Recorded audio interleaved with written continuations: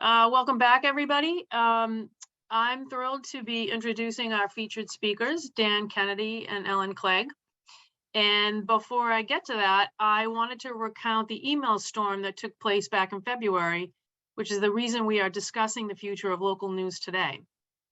On February 28th, Kathy Leonardson, a Marblehead League leader and the chair of the LWVMA's Legislative Action Committee, sent an email to our statewide league leader email group, and there are about 500 people on that chain. She was sounding the alarm. I think the subject of her email was Red Alert. She was sharing the announcement from Gannett Publishing that they were about to regionalize all but 3 of their wicked local weekly newspapers. She said that the Marblehead League would be writing to the regional editor to strenuously object to this plan. And in true league fashion, she was asking if anyone had other ideas for what else could be done. Well, at that point, my inbox blew up as the conversation was joined by about 50 people, sharing everything from a John Oliver spot on the subject to Martha Minow, the former dean of the Harvard Law School, making the constitutional case for saving the news, to Dan and Ellen's work on the subject. So I thank all of you for getting that conversation started, as it made it crystal clear for me what topic to organize this year's council around. So Dan and Ellen, when I said there was a groundswell for this discussion today, I meant that quite literally. And we are all so appreciative of both of you being here today to share your insights with us. So without further ado, let me introduce our guests. Ellen Clegg is the former editor of the Boston Globe's opinion and editorial pages. While at the Globe, she led the 14-member editorial board in staking out the Globe's positions on vital issues. She also wrote editorials and oversaw the op-ed pages and the Sunday Ideas section. During Ellen's tenure at the Globe, members of her staff won 2 Pulitzer Prizes, one for editorial writing in 2015 and one for commentary in 2016. And Ellen is currently a faculty affiliate at Northeastern University. Dan Kennedy is a professor of journalism at Northeastern University, where he teaches news reporting, opinion writing, media ethics, and other courses with an emphasis on how technology is changing the business of news. Professor Kennedy is a nationally known media commentator and a weekly columnist for WGBH News, writing about media, politics, and culture. He has also been published in the Washington Post, the Boston Globe, Nieman Lab, Nieman Reports, Pointer Online, and other publications. Professor Kennedy and Ms. Clegg are currently working on a book called What Works? The Future of Local News, which will be published by Beacon Press in 2023. Their weekly podcast, also called What Works, features interviews with leaders in the reinvention of community journalism. So I want to warmly welcome Professor Kennedy and Ms. Clegg to our meeting this morning. Thank you so much, both of you, for being here. Thank you. Thank you. So were we ready to rock? Yeah, so Dan, I just stopped sharing my screen, so you can take it away. Okay, terrific. Well, thank you so much for the opportunity to talk about our work. What Ellen and I are going to do is we're going to go back and forth for about 20 minutes, and then we will open it up to discussion, because I'm sure that you and we will get more out of this if we have a dialogue rather than just talk at you. We do have a presentation, and I do want to get that up on the screen. Did I succeed? No, I did not succeed. Hold on again.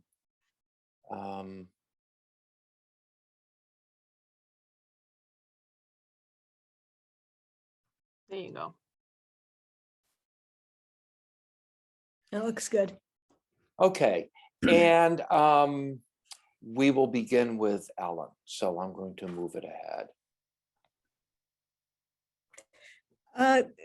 Thank you to the League and everybody, not only for inviting us, but for caring about this problem. As you see from this map, there are news deserts across the country. And the term news desert was coined and defined by Penny Abernathy, a professor then at University of North Carolina, Chapel Hill. Now, Professor Abernathy is at Northwestern, and she did county by county research across the country and found that 200 counties have no local newspaper. Half of all counties in the United States, some more than 1,500, have only a weekly. So this is 2,100 newspapers have closed during the last 15 years. Many more are ghost papers, as you've seen and discussed, as Gannett has retreated from local coverage. Many are just shells that have legal ads, press releases, that kind of thing, and no reporters or only one reporter. I spent 37 years working at the Boston Globe. That is unlikely to happen for the next generation of journalists. 6,000 journalists have lost their jobs just in the last 3 years alone. So what went wrong? Some of this may be familiar to you, perhaps not. It wasn't that many years ago that print newspapers received 40% of their news from classified ads. And of course, those were the help wanteds, houses for sale, cars for sale, on and on and on. It's the reason that 20 years ago, you would need 2 people to haul in the Sunday Globe from the front porch. And those are just gone. Craigslist came along, and it's almost entirely free. And so 40% of revenues disappeared. Now, another 40% of revenues came from what we call display advertising, which is everything else. It was the page after page of Jordan Marsh ads on Sundays. It was banks, you name it. And, you know, as you look through your print paper these days, you'll still see some of that, but it's far less than it used to be. And a lot of that has been picked up by Facebook and Google, which charge tiny, tiny amounts of money for advertising and make it up on volume. So again, newspapers can't compete with that.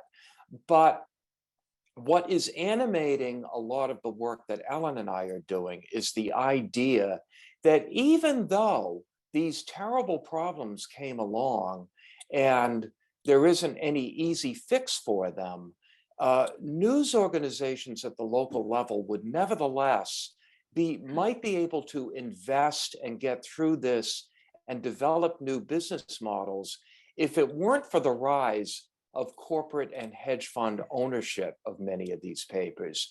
So your local paper, in most cases, is shipping its revenues out of town to wealthy investors rather than reinvesting it in news and technology, which is what they ought to be doing. Why does this matter? Well, for one thing, and somebody mentioned the Constitution earlier, the press is the only industry mentioned in the Constitution. The First Amendment, which was written by Thomas Jefferson and James Madison, mentions freedom of the press, freedom from government interference. Jefferson himself said once, if I had to choose between democracy and a free press, I would choose a free press. He later, like many politicians, regretted saying that, but it shows the importance that the founding fathers ascribed to a free and unfettered press. Studies show that local news, and when we talk about local news, we're talking about the Newton tab. We're talking about, I'm in Memphis. We're talking about the MLK 50 Justice Through Journalism digital site. We're talking not about regional papers like the Globe, not about national papers like the New York Times, the Wall Street Journal. We're talking about your community. And just as people tend to trust their congressperson, people trust their local news source. This is because traditionally they would see the reporter at school committee meetings, walking a beat, covering a new business that opened, writing an obituary for one of your family members. This trust is essential to the survival of the press. We interviewed a professor named Josh Dar at Louisiana State University, and he did one of the first studies that tries to quantify this trust level. And he did an experiment in California with a Gannett paper, I might add. And for a month, this paper did not use any national syndicated columnists on its op-ed page, on its opinion pages. Rather, it reached out to community members to get opinion pieces by local residents about local issues, zoning, development, the public health issues, land use, water use in California, which is a big deal. And then Professor Dar did a survey of people. He did it before and then after, and found a slight easing of polarization, a slight uptick in trust in local news. And this is tantalizing because it's the beginning of studies of what might solve our problem of hyper-partisan polarization. Local news has a real role here.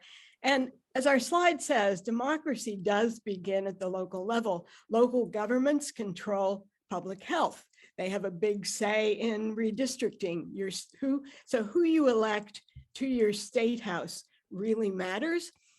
Local school boards, as we've seen, are front and center in debates over things like so-called critical race theory, over security in school systems. So covering that is very important to remaining informed.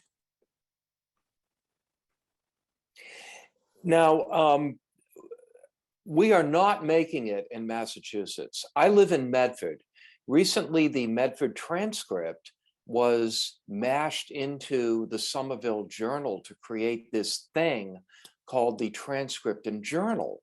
But there's no local news in it anyway. It's all regional now. Gannett has closed a number of their weekly print newspapers, and they say, well, you can get it online.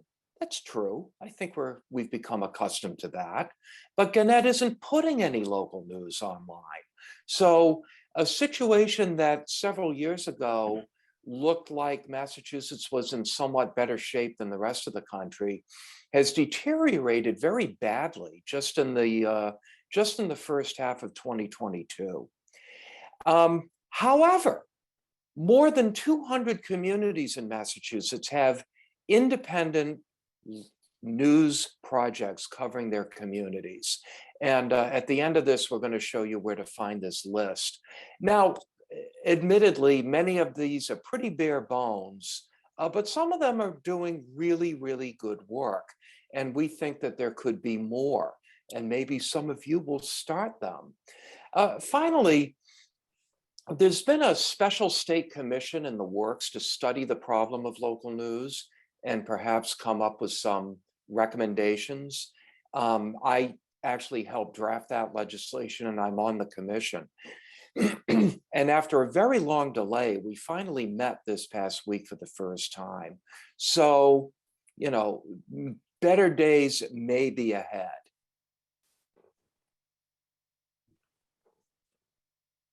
And it doesn't have to be this way. Dan and I set out, there's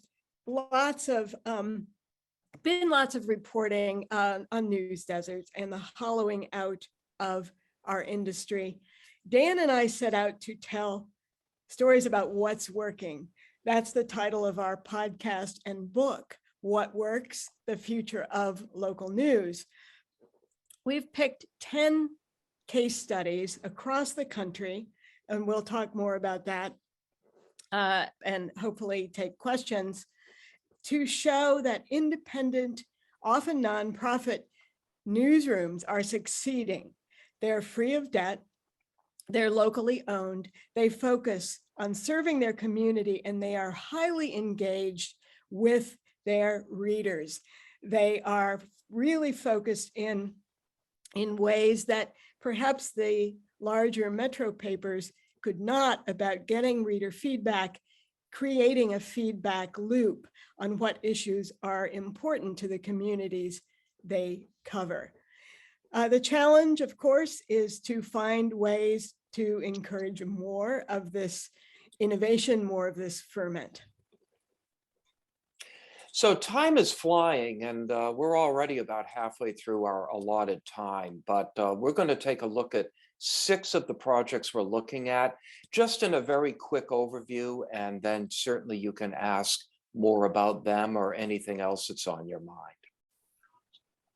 Sahan Journal, I'm from Minneapolis, and Minneapolis is home to a surge of immigration from Africa, from Laos, and from Mexico. And the Sahan Journal was started a couple of years ago by Mukhtar Ibrahim, seen in the center of this picture. Mukhtar was a Minnesota public radio journalist. He worked for the Minneapolis Star and Tribune. He's Somali American. He always had a dream of creating a site to cover his community.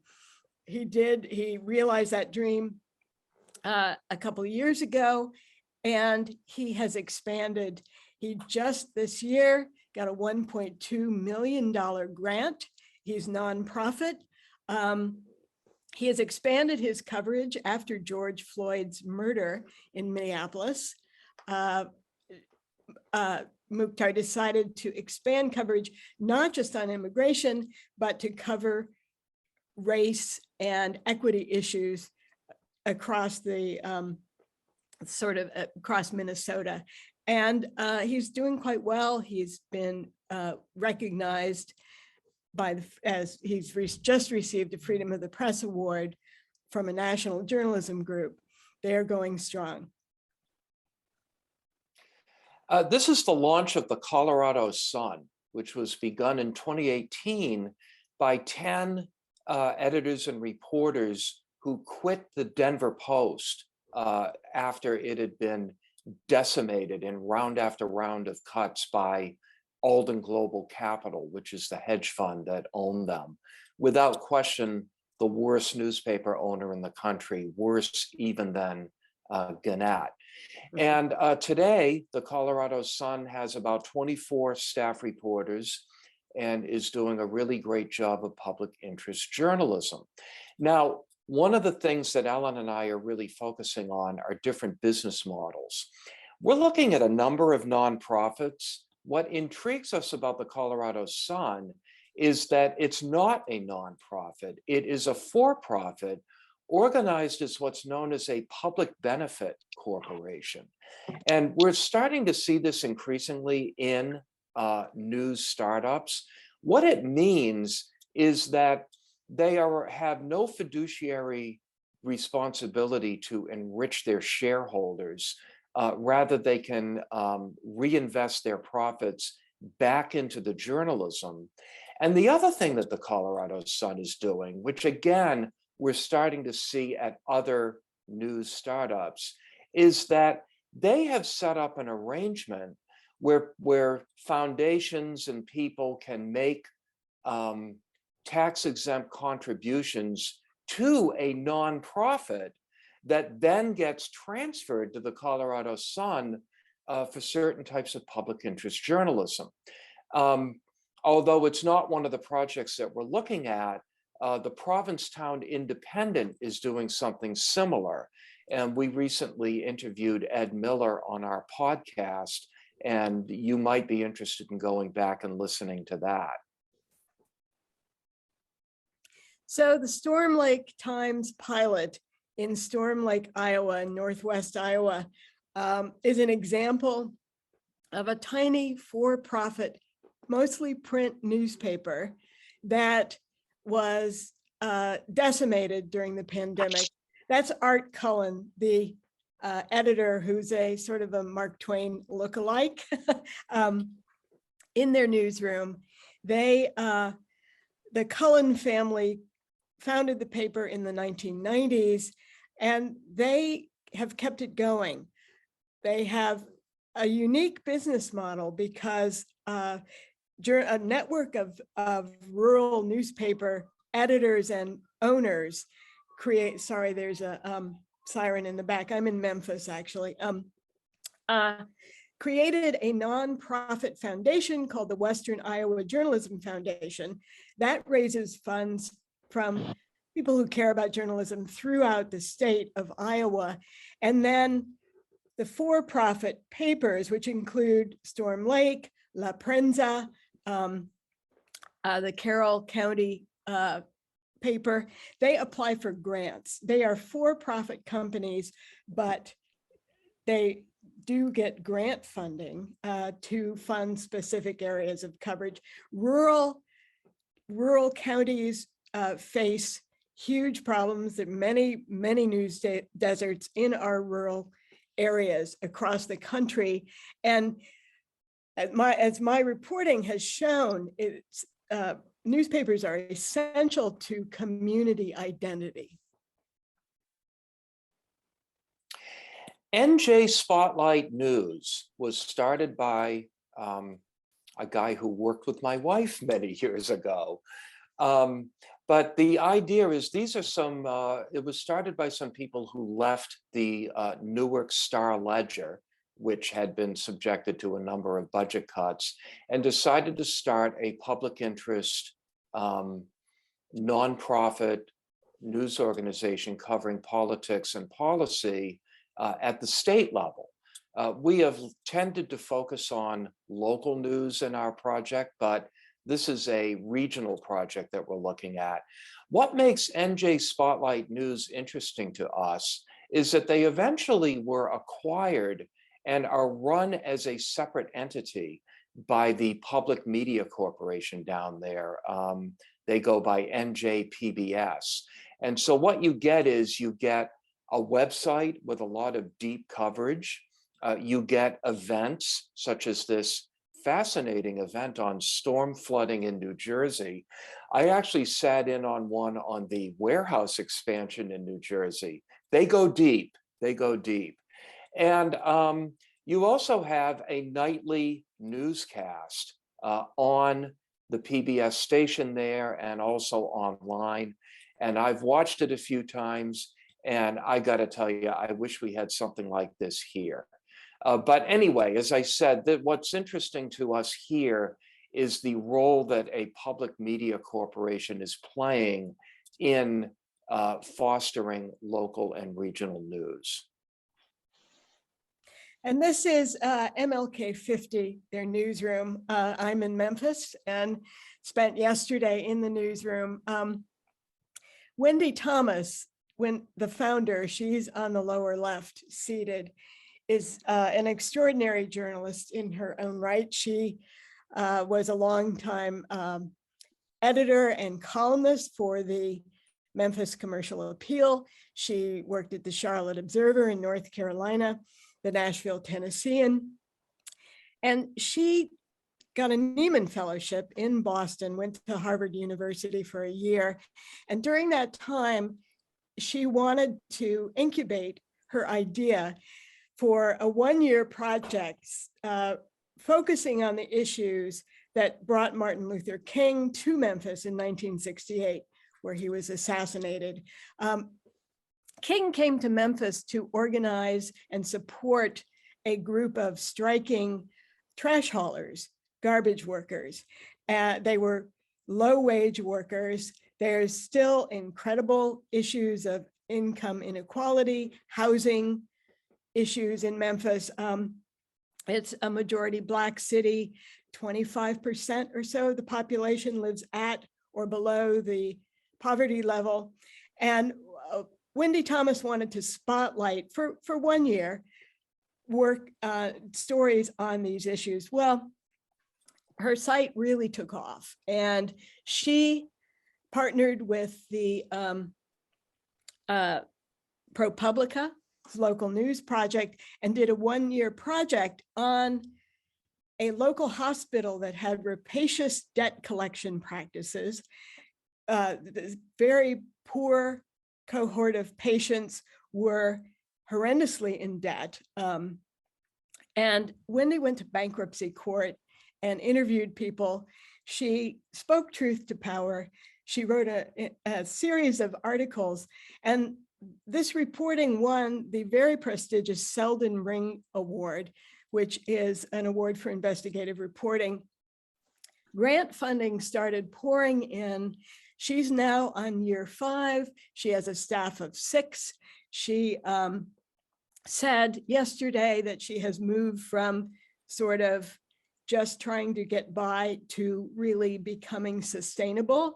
And she's planning for the future. She has 9 national, she's nonprofit, and she has 9 national philanthropic organizations supporting her.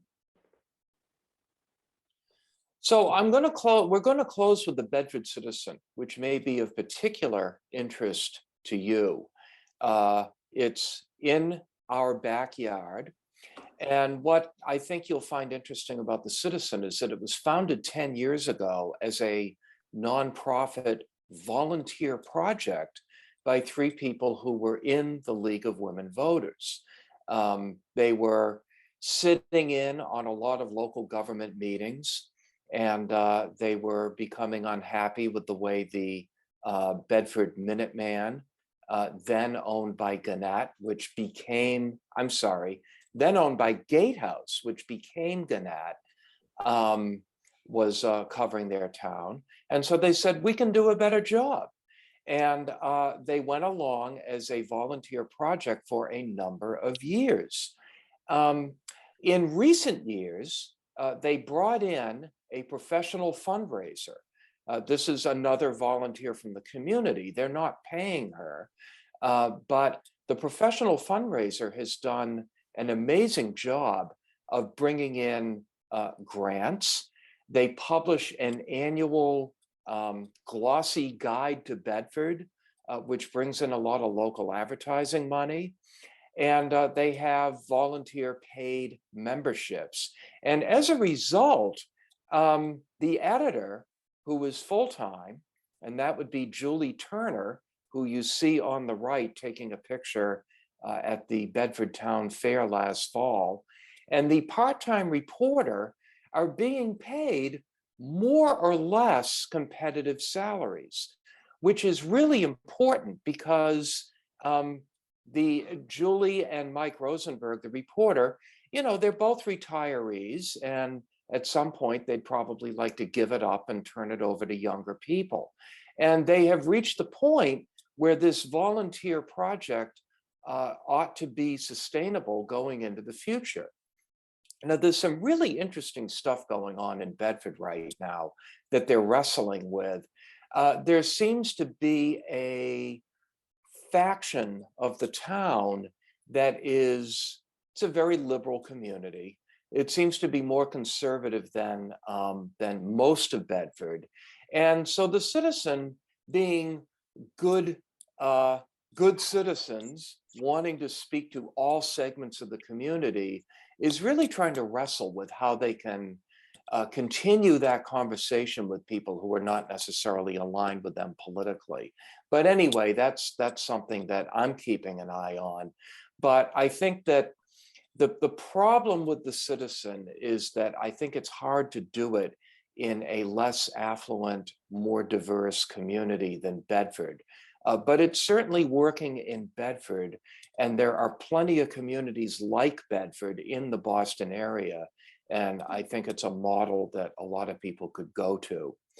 I want you to take notes on this. No, this is where you can find us on the web, our podcast, and our Twitter feed. So thank you so much for your attention. I think we went a couple of minutes over. But I'm going to stop sharing the slideshow, and we would be happy to talk with you for, frankly, as long as you'd like. Thank you so much, Dan and Ellen. Thank you very much. We did have a few questions in the chat, so I'm going to read those, and I'm going to start with Judith Riley from our Salem League.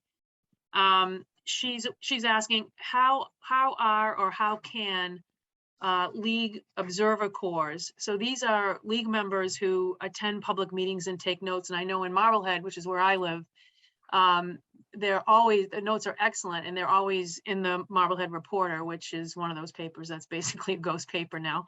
But how can our league observer corps work with these types of startups? Well, since it's very similar to the Bedford Citizen, I will answer that. I would say if there isn't a startup, just do it. Start a website. It's really easy. Get some liability insurance and start posting. That's what they started doing in Bedford. And if you do have a startup in your community, I don't believe that Salem does, then you can find a way to work with them, have a conversation with them, see what they would like from you. Salem, by the way, is served by a daily, the Salem News, which is owned by an out-of-state chain in Alabama, actually. But they're not quite as bad as some of the other chains we've talked about. They still try to do a fairly decent job, but there's always a need for more. Great, thanks. And Ramel Pulitzer from our Central Berkshire League, her question is, what formats for stories are successful? Local stories, political issues, are there formats you have found that catch the attention of local readers? Well, Ramel, if I could answer that question, it's a great question. It's a question editors and reporters ask every day. And storytelling is as old as human history. So we work, there's no one format. There are features, there are interviews, there's political reporting. You want to humanize stories. You want to really talk to people, make people come alive, talk to a variety of sources. It should be fact-based, fact-check. It should be clearly labeled. If it's opinion journalism, it should be very clearly labeled online, because social media disaggregates everything. You want photos, visuals. You really want to make things come alive. Okay, another question from Julie Rafferty. Have you seen any of these new news organizations that are successfully using major gift fundraising in addition to the foundation fundraising that they're doing to fund their work? If I got Yes. a big grant from a foundation, I would consider that a gift. Right. I think maybe individuals, major gifts from individuals. Yes, MinPost in Minneapolis, which is another digital site. It's about 10 years old. It focuses on politics and culture primarily. Was started by some people who had been laid off from the Minneapolis Star and Tribune. And there's a couple of families in Minneapolis. Joel Kramer is and his wife, who made major gifts to start this up.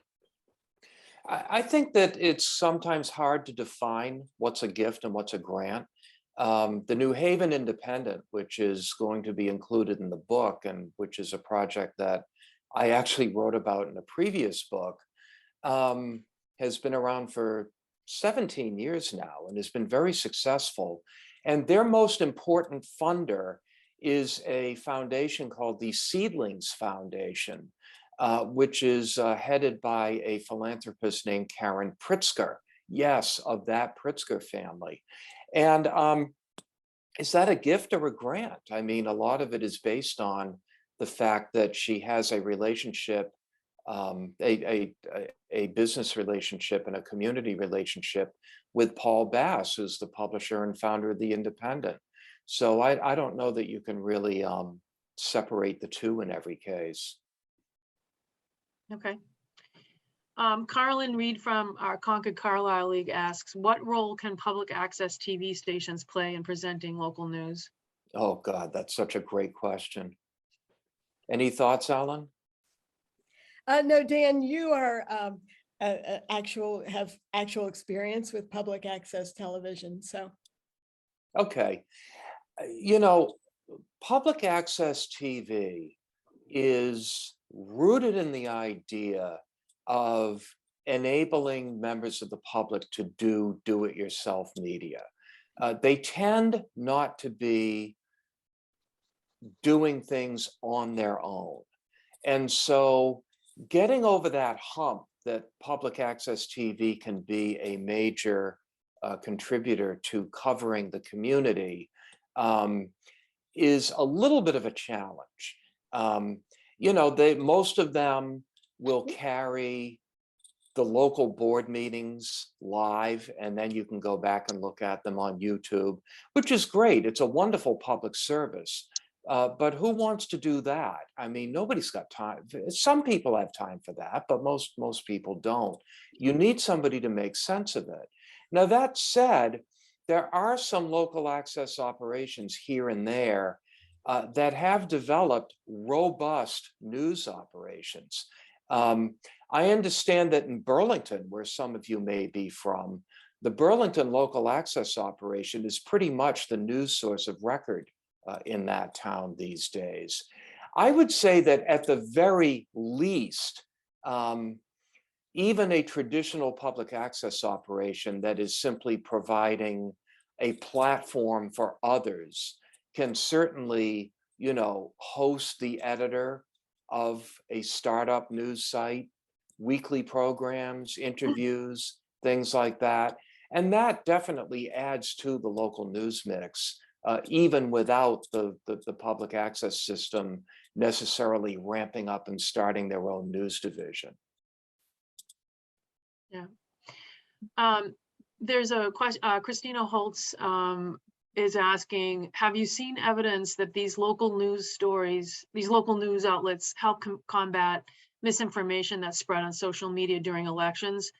We have a huge problem with this in Hamilton and Wenham. The misinformation spread on our town Facebook page has been incredibly toxic. Facebook is incredibly toxic, and social media is based on an algorithm that feeds off outrage, and it's a huge problem. It's hard to combat. Even at the Boston Globe, I was editorial page editor, and I would talk to readers every day. If they called in, if they didn't call me a name or make a death threat, I would talk to them on the phone. And these were longtime Globe subscribers. New England readership is among the most literate in the country. And they believed, for example, that Hillary Clinton murdered Vince Foster, wrapped him in a shag rug, transported his body out of the White House, because they saw it on Facebook. And so I think that it's a constant battle. I think that the way to combat misinformation, disinformation, it's a twofold issue. One is engaging with the community on media literacy. What is a news story? What are the sources? How do you tell a deep fake video from the real thing? That's one thing. The other is to continually go deep in the reporting, to not both sidesism, but really to objectively and to disinterestedly report on the facts and figures that underlie the debate. We now, Facebook is about all we've got in Medford right now. And there's 3 or 4 groups that I try to keep tabs on. And believe it or not, most people seem to be trying to do a good job of putting out real information. But of course, because there's nobody out doing the reporting, what happens is that we mainly end up asking questions Has anybody heard this? Do you know what's going on? And, that's good up to a point, but we really need a reliable source of news. And then we've also got Nextdoor, which keeps us absolutely up to date on the missing cat situation. Now, I have to say that, I'm not aware of any studies that show that social media misinformation declines in the presence of a reliable source of local news, but it's got to help, right? And of course, the local news source is going to participate in Facebook as well.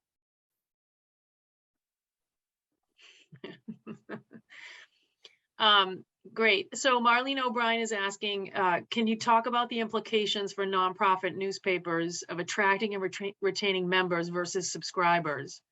Also, do you agree from a policy point of view with the IRS prohibition on nonprofit newspapers endorsing candidates?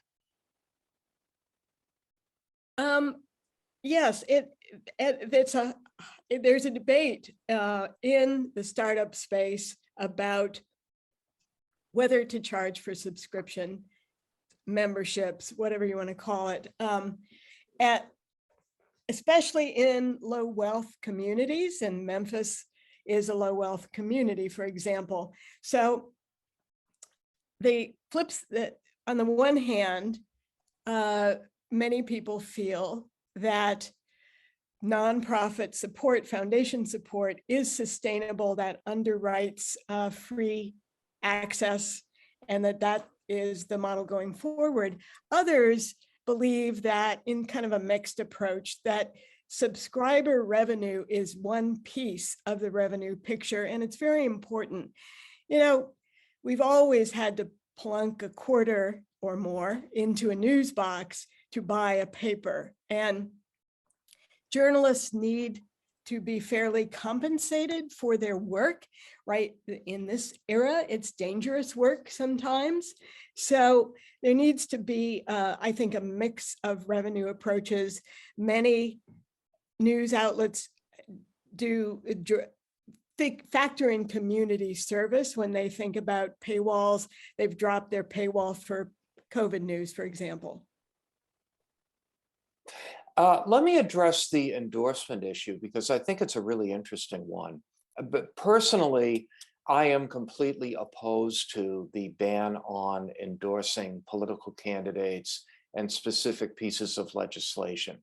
I think it's a violation of the First Amendment. It's basically saying that oh, we're going to have the thumb of the government on top of you if you are going to seek nonprofit status and get, in order to get certain tax benefits. This ban was not something that the founders thought of when they were writing the Constitution. It was a corrupt act by Lyndon Johnson when he was Senate Majority Leader in the 1950s. He was doing it to shut up some critics back home. And I just say, let freedom ring. I think news organizations should be able to endorse. I think that religious organizations ought to be able to participate in the political process as fully as they want. And if their members don't like it, well, guess what? They can quit and go to another religious organization. Now, that said, when we talk with the founders of these local news outlets, almost all of them will tell you that they have no interest in endorsing anyway. They think that it's an outmoded process, that the public no longer wants to hear from news outlets who they ought to vote for, and they're not going to do it. For instance, the Colorado Sun, which is a for-profit and could endorse if they wanted to, their editor, Larry Rickman, told me, no, we're not going to do that. We don't believe in it. But they should have the freedom to decide whether they want to do that or not, in my view. I have a question from Meryl Kessler of our Newton League, former executive director of the League of Women Voters of Massachusetts. Hey, Meryl.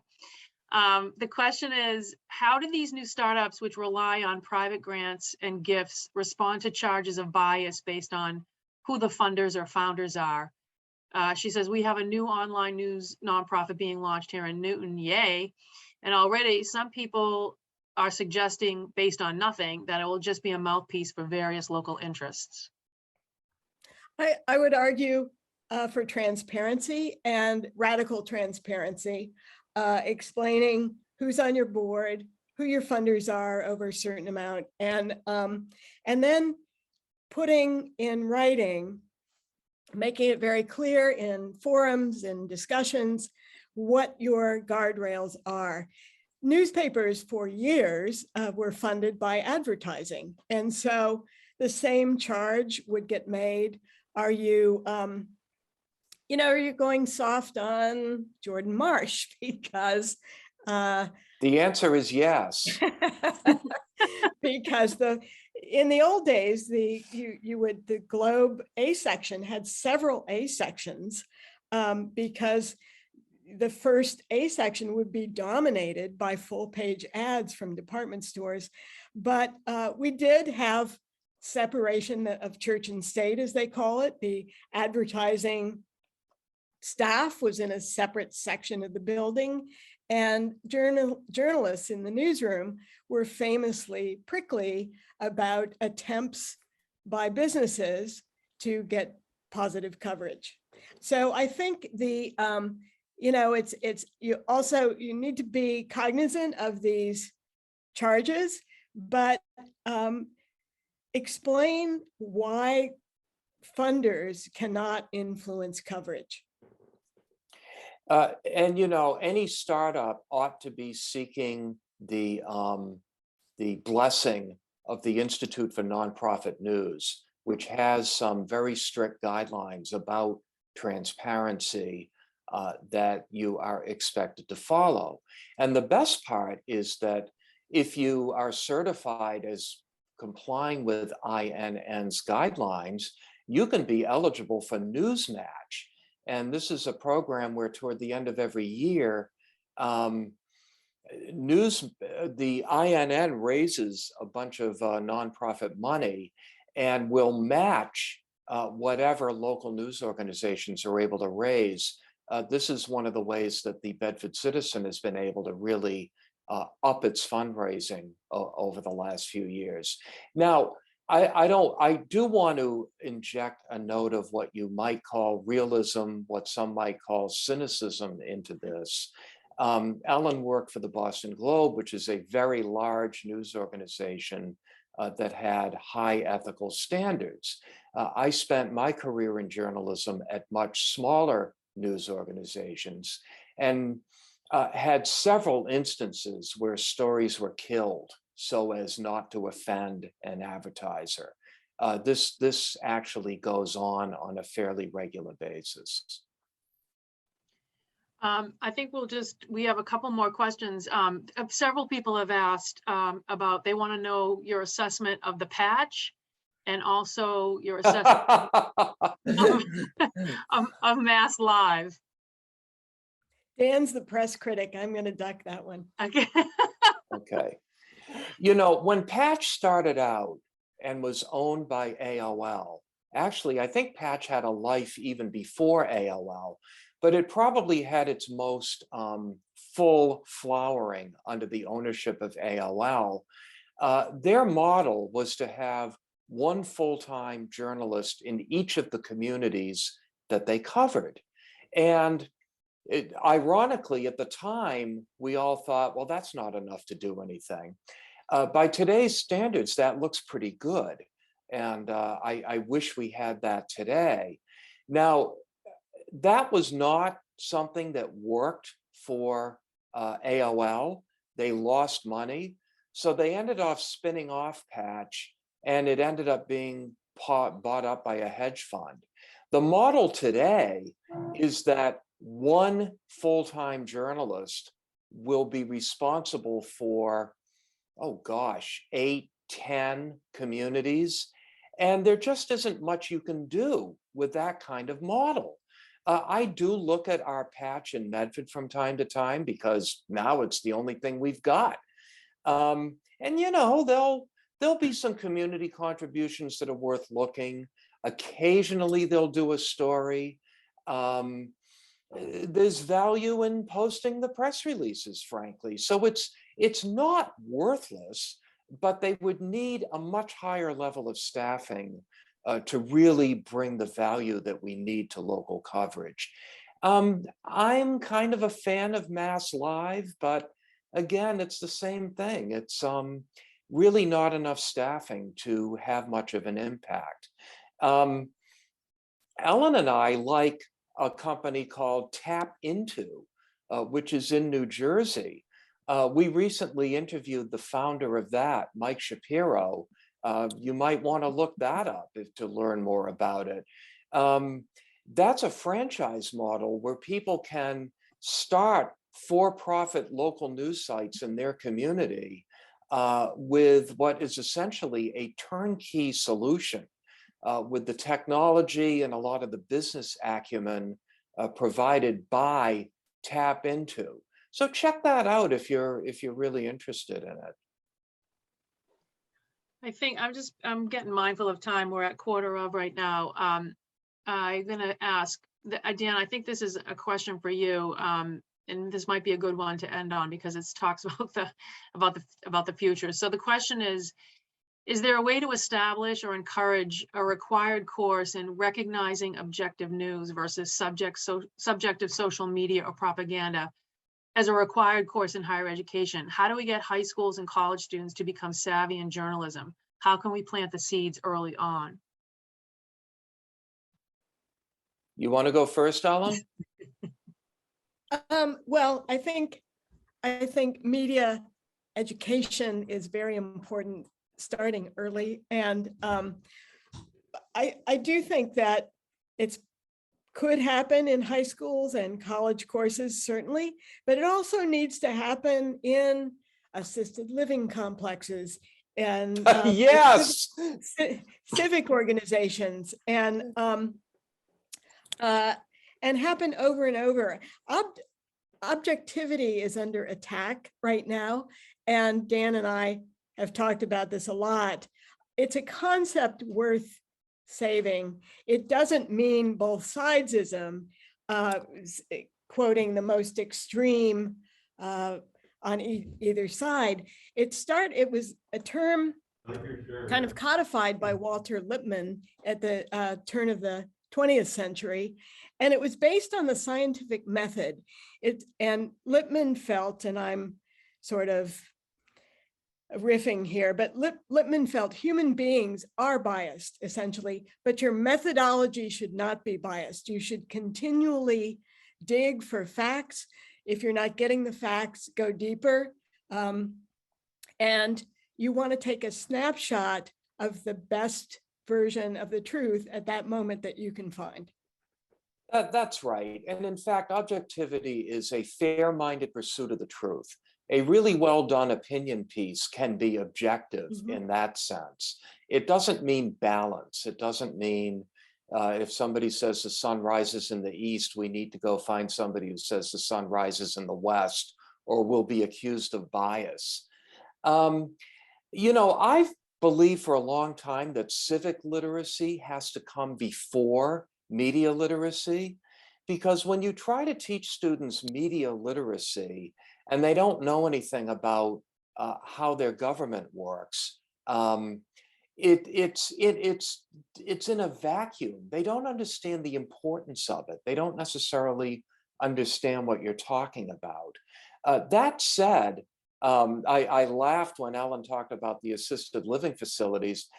Now, granted, I'm dealing with journalism students who may be a little bit more savvy anyway, but I find that, you know, it's really older people on Facebook who are sharing most of the misinformation.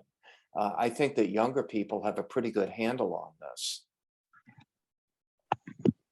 Yeah, I think that sounds like a great course we could partner on, civic literacy and media literacy. And of course, I'm not talking about anybody in the League of Women Voters, because you're already up on all of this.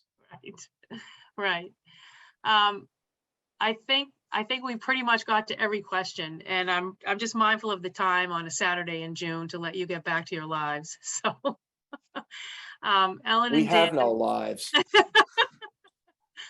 I want to thank you so much for being with us this morning. Wonderful conversation, great discussion. As I mentioned to you yesterday, we're going to be interested in having you back for a book signing when your book is finally out, which we think will be maybe in the fall of next year. So we'll look forward to seeing you again in another league sort of forum or venue. So thank you so much, and thank you everyone for tuning in and asking your great questions. We'll make the chat available in terms of the direction to the board and all of that other stuff that you've been putting in the chat, and report it back out to you sometime within the next couple of weeks. And please feel free to contact us. We're easy to find. I'm dkennedy56 I'm dan.kennedy@northeastern.edu. I'm putting my email in the chat. Please. Oh, good idea. Please feel free to reach out. I'll wait for you guys to get that in there. Or you can @ me on Twitter. Great. Fabulous. So we're gonna say goodbye to Dan and Ellen. I just want people to know we're gonna leave the chat open for a few more minutes, so we're not gonna close the meeting. If you have any more direction to the board or anything else you want to talk to us about, please put it in the chat. And I hope everyone enjoys the rest of their day. Thank you again, Ellen and Dan. Thanks. Fantastic.